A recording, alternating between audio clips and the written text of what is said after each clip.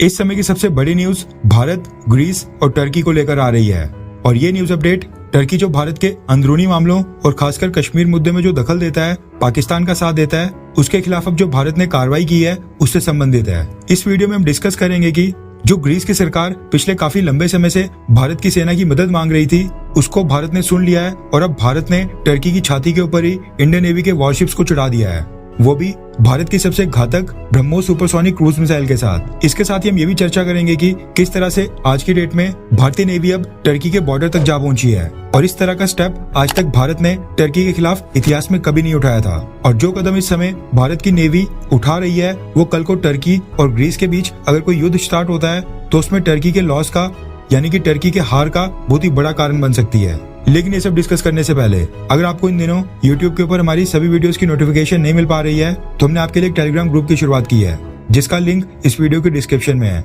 आप जाकर ज्वाइन कर लें। जिस तरह से भारत और पाकिस्तान एक दूसरे के कट्टर दुश्मन हैं, ठीक उसी तरह से दो नाटो सदस्य देश टर्की और ग्रीस, ये भी आपस में मैरीटाइम डिस्प्यूट्स यानी समुद्री सीमा विवाद के कारण एक दूसरे के बहुत ही बड़े दुश्मन बन गए हैं। अब ये दोनों देश आपस में 200 किलोमीटर का लैंड बॉर्डर भी शेयर करते हैं और हाल ही में ग्रीस और टर्की के बीच ईस्ट मेडिटेरेनियन सी में टेंशंस काफी ज्यादा बढ़ गई थी और दोनों देशों ने एक दूसरे के खिलाफ अपने हथियार भी डिप्लॉय कर लिए थे और बात युद्ध तक पहुंच गई थी। और आपको याद होगा कि फ्रांस भी इस पूरे विवाद में कूद गया था और ग्रीस की सुरक्षा के लिए फ्रांस ने अपने कई सारे नेवल वॉरशिप्स भेज दिए थे। और फ्रांस की उस मदद के बाद ग्रीस और फ्रांस पहले से ज्यादा करीब आ गए हैं और दोनों देशों ने आपस में कुछ डिफेंस वेपन्स की डील्स भी साइन की हैं। लेकिन दिक्कत यह है कि फ्रांस अकेला ग्रीस के लिए काफी नहीं है, ग्रीस को और भी एलाइज की जरूरत है, क्योंकि यूरोपियन कंट्रीज और स्पेशली अमेरिका और ये जितने भी नाटो देश हैं, ये ग्रीस और टर्की के विवाद में बिल्कुल न्यूट्रल रहते हैं। और अगर कल को ग्रीस और टर्की के बीच कोई युद्ध भी होता है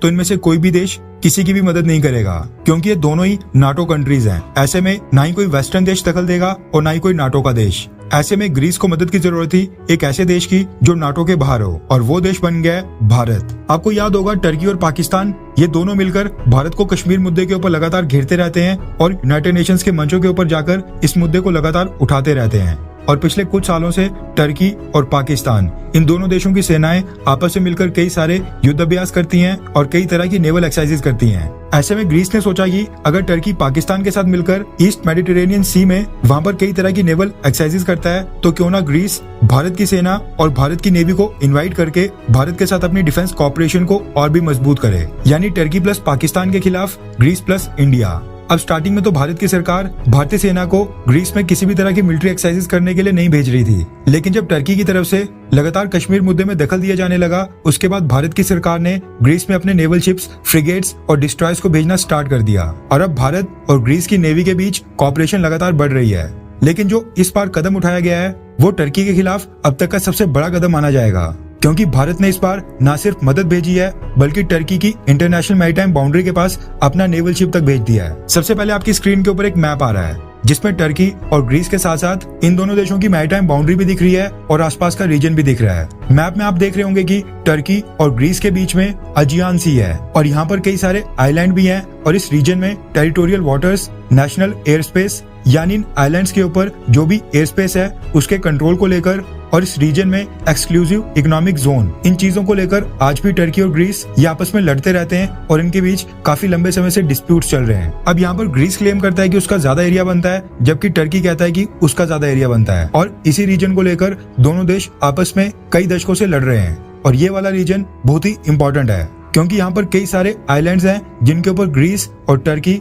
दोनों ने अपनी फोर्सेस तैनात करके रखी हैं, यानी इन आइलैंड्स के ऊपर अपनी अपनी मिलिट्री को डिप्लॉय करके रखा है। अब हुआ क्या कि ग्रीस ने सबसे पहले भारत को इनवाइट किया कि हम उनके साथ मिलकर मिलिट्री एक्सरसाइजेज और नेवल एक्सरसाइजेज करें, और भारत की सरकार ने ग्रीस की बात मान भी ली थी और नेवल एक्सरसाइज ग्रीस के साथ करना स्टार्ट कर दिया था। लेकिन इस बार भारत ने जो स्टेप उठाया है वो टर्की के खिलाफ इससे पहले भारत ने कभी नहीं उठाया था और ये अब तक का हमारा सबसे एग्रेसिव स्टेप होने वाला है। रेफरेंस के लिए आपकी स्क्रीन के ऊपर द डेली गार्डियन के आर्टिकल का स्क्रीनशॉट है, जिसके मुताबिक भारत ने अपना stealth guided missile destroyer INS Chennai को पैसेज एक्सरसाइज के लिए ग्रीस भेजा था। खास बात यह है कि भारत के इस मिसाइल डिस्ट्रॉयर के ऊपर ब्रह्मोस सुपरसोनिक क्रूज मिसाइल भी डिप्लॉयड थी। रिपोर्ट के मुताबिक भारत का stealth guided missile destroyer NS Chennai और ग्रीक नेवी के निकीफोरोस फोकास नेवल शिप के साथ मिलकर यानी दोनों देशों के नेवल शिप्स ने एजियन सी में पासेज एक्सरसाइज में हिस्सा लिया। और ये एजियन सी वही रीजन है जिसके आसपास के एरिया को लेकर टर्की और ग्रीस के बीच काफी लंबे समय से डिस्प्यूट चल रहा है। यानी 3 दिन तक NS Chennai BrahMos supersonic cruise missile से लैस होकर टर्की की मैरीटाइम बाउंड्री के पास वहां पर घूम रहा था, जो कि अपने आप में एक बहुत ही बड़ी बात है, क्योंकि इस पूरे समय में टर्की का आधे से ज्यादा एरिया भारत की ब्रह्मोस सुपरसोनिक क्रूज मिसाइल की रेंज में था। रिपोर्ट्स के मुताबिक ये पैसेज एक्सरसाइज 27 से लेकर 29 जुलाई तक चली थी, जिस दौरान भारत के stealth guided missile destroyer NS Chennai ने ग्रीस के क्रीट आइलैंड्स में स्थित साउदा बे पोर्ट में जाकर वहां पर पोर्ट कॉल भी की थी। इसी के साथ खबर निकल कर आ रही है कि दोनों देशों के नेवल ऑफिसर्स ने भी आपस में मीटिंग्स की और नेवल प्रिपेयर्डनेस के ऊपर आपस में चर्चा की और अपना अपना एक्सपीरियंस शेयर किया। अब भारत का ये स्टेप टर्की के खिलाफ बहुत ही बड़ा स्टेप माना जा रहा है, क्योंकि इससे पहले भारत ने एजियन सी में वहां पर जो डिस्प्यूटेड रीजन है वहां पर अपने स्टेल्थ गाइडेड मिसाइल डिस्ट्रॉयर को कभी नहीं भेजा था, वो भी ब्रह्मोस सुपरसोनिक क्रूज मिसाइल से लोडेड। लेकिन ऐसा करने पर भी टर्की के प्रेसिडेंट अर्दोगान ने भारत को मजबूर किया है। अगर टर्की भारत के अंदरूनी मामलों में दखल नहीं देता, ना बोलता और ना ही अर्दोगान कश्मीर मुद्दे को बेवजह यूनाइटेड नेशंस में जाकर वहां पर उछालते, तो भारत भी